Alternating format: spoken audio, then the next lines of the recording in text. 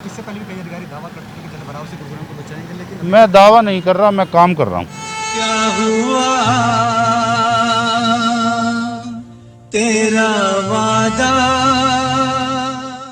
गुरुग्राम में हुई मात्र 50 mm की बरसात की वजह से सड़कों पर ऐसे जलभराव हो गया है कि मानो मूसलाधार बारिश गुरुग्राम में हुई हो। लाख दावे जरूर करते हैं गुरुग्राम प्रशासन के अधिकारी, लेकिन उन दावों की पोल कैसे खुलती हुई नजर आती है वो आपको आगे इन खबरों में हम दिखाएंगे। नमस्कार, मैं हूं सुनील यादव और आप देख रहे हैं गुरुग्राम न्यूज़। आपने मॉनसून के दौरान देखा होगा गुरुग्राम में जगह जगह जलभराव हो जाता था। पहली बरसात हो या फिर मॉनसून की जो बाकी बरसातें रही हो, उसमें गुरुग्राम का बड़ा बुरा हाल रहा।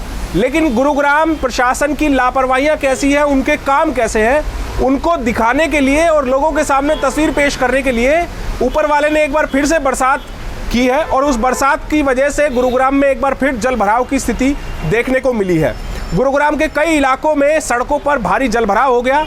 और अगर गुरुग्राम दिल्ली एक्सप्रेसवे पर नरसिंहपुर की बात करें, जहां पिछले कई सालों से बदस्तूर यही हालात हैं, यहां के अधिकारी चाहे जिला प्रशासन से जुड़े हुए हों, चाहे नगर निगम से हो, चाहे जीएमडी से हो, वो लाख दावे जरूर करते हैं कि गुरुग्राम में कहीं भी जलभराव नहीं होने दिया जाएगा। लेकिन नरसिंहपुर के हालात आज भी कई सालों के बाद ऐसे ही है।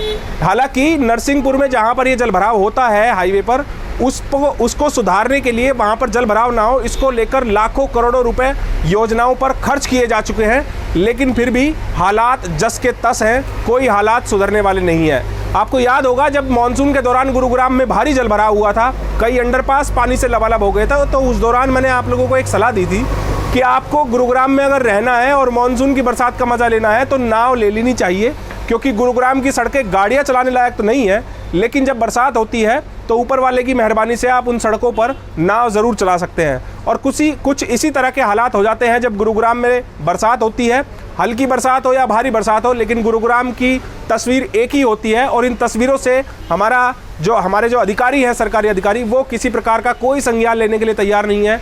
नगर निगम के कमिश्नर मुकेश कुमार आहूजा जब यहाँ पर मानसून से पहले पोस्टेड हुए तो उन्होंने कहा कि मैं वादे नहीं करता, मैं काम करता हूँ, मैं इस बार जलभराव नहीं होने दूंगा। लेकिन हमने मानसून में देखा कि उनके जो ये दावा था वो दावा फेल हो गया, ना वो वादा कर पाए और ना वो काम कर पाए। और लगभग 6-7 महीने बीत जाने के बाद मानसून के अभी भी हालात वैसे के वैसे ही हैं। और आप देखिए कि गुरुग्राम के अलग अलग इलाकों में जलभराव की स्थिति बनी हुई है। अब दूसरी तस्वीर आप लोगों को सेक्टर 10 इलाके की दिखाता हूँ। यहाँ भी सड़कों पर गाड़ियाँ ऐसे हो रही है मानो कि तैर के सड़कों पर चल रही हो। ये सेक्टर 10 इलाके की तस्वीरें हैं आप लोगों के सामने कि गुरुग्राम में जलभराव की स्थिति से कभी भी सुधार इसका नहीं हो सकता है। और ये तस्वीरें ज़्यादा देर पुरानी नहीं है, ये सुबह 10:30-11 बजे की तस्वीरें हैं जो आप लोग अपनी मोबाइल स्क्रीन पर देख रहे हैं। और रात की बरसात, सुबह 8 बजे तक गुरुग्राम में मात्र 50 mm बरसात हुई थी। ये वो पानी है जो 8 बजे के बाद भी निकला नहीं है। 8 बजे के बाद इतनी तेज़ बरसात नहीं हुई है कि गुरुग्राम के किसी भी इलाके में, लेकिन पानी अभी भी सड़कों पर जमा है। कुछ इलाकों में और पानी भरा है, बसई इलाके में पानी भरा, वहाँ हालांकि जो पंप्स लगाए हुए हैं उनकी वजह से पानी निकाल दिया गया, बड़ी अच्छी बात है। लेकिन अगर कोई व्यवस्था ऐसी कर दी जाए कि हमें पंप लगाने की ज़रूरत ना पड़े, अगर कोई निचला इलाका है तो वहाँ पर ऐसी व्यवस्था की जाए, वहाँ की ड्रेनेज सिस्टम को ऐसा सुधारा जाए ताकि जलभराव की स्थिति लोगों को ना झेलनी पड़े। लेकिन हमारे अधिकारी केवल योजनाओं पर पैसे खर्च करते हैं, मीटिंगें करते हैं ताबड़तोड़, लेकिन हल कोई नहीं निकलता है। दावे लगातार किए जाते हैं, मानसून से पहले सक्रिय होते हैं हमारे जितने भी अधिकारी हैं, लेकिन वो सक्रियता धरातल पर कहीं नज़र नहीं आती है। कहीं सड़कें टूटी हुई हैं, कहीं गड्ढे पानी से लबालब हैं, तो कहीं पूरी सड़कें जो हैं वो नदी का रूप लेते हुए नज़र आती है। कुछ यही हाल जो सेक्टर 10 का सिविल हॉस्पिटल है उसके सामने भी है। हालांकि इतना जलभराव यहाँ पर नहीं हुआ, लेकिन फिर भी जो पैदल अस्पताल में आने जाने वाले लोग हैं उनको कहीं ना कहीं इस पानी से ज़रूर समस्याओं का सामना करना पड़ रहा है।